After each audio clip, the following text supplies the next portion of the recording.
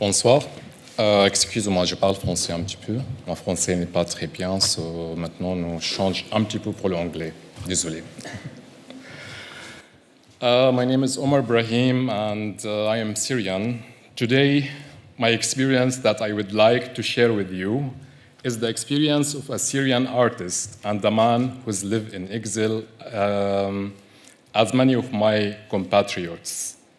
This experience had its pros and cons, which makes me wonder a lot about what I produce and why I do. I mean, producing art for sure. I believe that politics has defined our lives, and nostalgia has defined the way I work, which leads me to return to the elements of the memory all the time and look forward to the future through them. In this way, through what I create, I can look deeper at my memories, my home, and my country. My work has become the action of curing the pain inside me, which has grown in recent years in parallel with the human pain experienced by my people for almost 9 years now in Syria, who are fighting for their dreams and their right of freedom and democracy. For me today, working on cultural and creativity is an act of life and resistance. It's an act of life and resistance. To me, it's looked like the most profound influence on our desire to survive after everything we have seen and went through. When each one of us, as refugees, take a deep breath, it's normal that we feel debilitated after a long time of challenging ourselves day by day. However, we learned well how to stand again after many times we fell, as well as we learned well how to win after many times we were defeated, especially that we have to resist each single day in exile for the free part of our souls that it's left, and to be faithful to our idea of making the world a home for everybody, not just for a minority of people who own everything.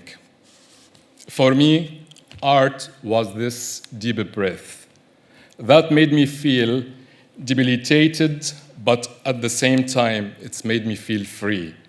I strongly believe that art is the result of the constant need to be a life maker in the face of the makers of death.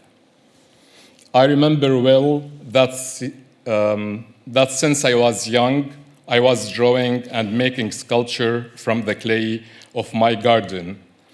It was always my way to give shapes to my dreams too. In time of the war, I paint, as well as in the time of the peace before. When the bomb fell in the center of Damascus and at the exchange of fire that spread random death, I was drawing. When I was arrested twice in Lebanon while I was doing my job in the humanitarian field, I asked the soldier who took me to the prison to give me a pencil to draw. When I was asked why I was going to France from my friend Agathe in Lebanon, I told her honestly the only answer that I really know and I am sure about it, I go to Paris to paint. So far, I don't need any more convincing reasons to know my purpose in life more than to continue painting, wherever I will be. In the time, I share with you these words. There are Syrian artists who cannot go tonight maybe to visit their families because of the checkpoints, or spend the time with some friends.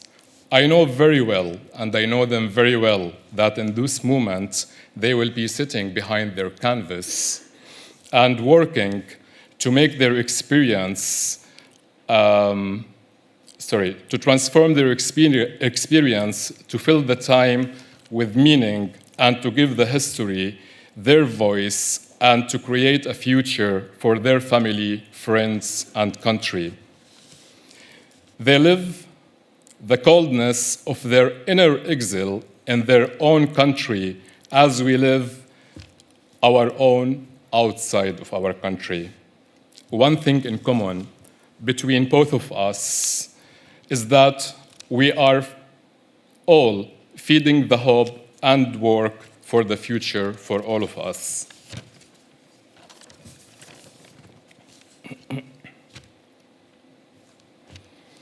Some beautiful outcome that I'm proud of this last 5 years in Paris and in France in general it was the beautiful people I met who did not spare their effort to support and to be in solidarity with me to make my achievements reality. I may not be able to meet everyone's right, but I would like to mention the team of Theatre Girard Philippe in Saint-Denis, who gave me the first I came to France, 8 months of a free atelier to work and to continue my artistic experience. Atelier des Artistes en Exil, where I spent the last 2 years working, producing art, showing, and meeting a lot of amazing artists from all around the world. We are sharing all our experience, our talk, and the most important, the sense of the family that we need it all.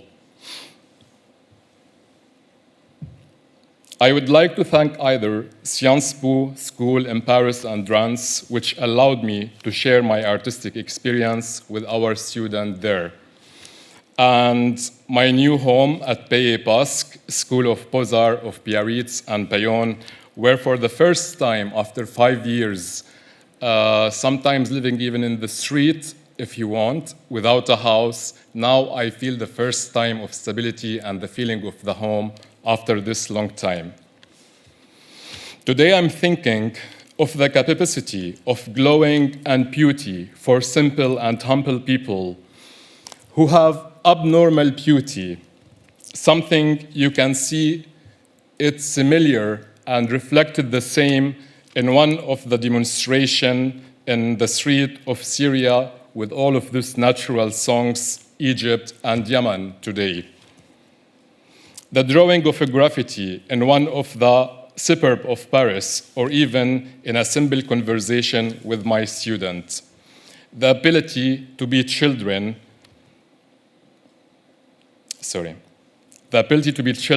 who are able to believe and trust life and nature and to see things other than what politics and media impose on us. The voice of these humble people is what gave me my voice today to tell you that it's the great honor for me to be a Syrian artist living and work in Europe, along with all the simple and honorable people who are still able to find their voice for a more justice and peaceful life and give me my personal voice too. Thank you very much.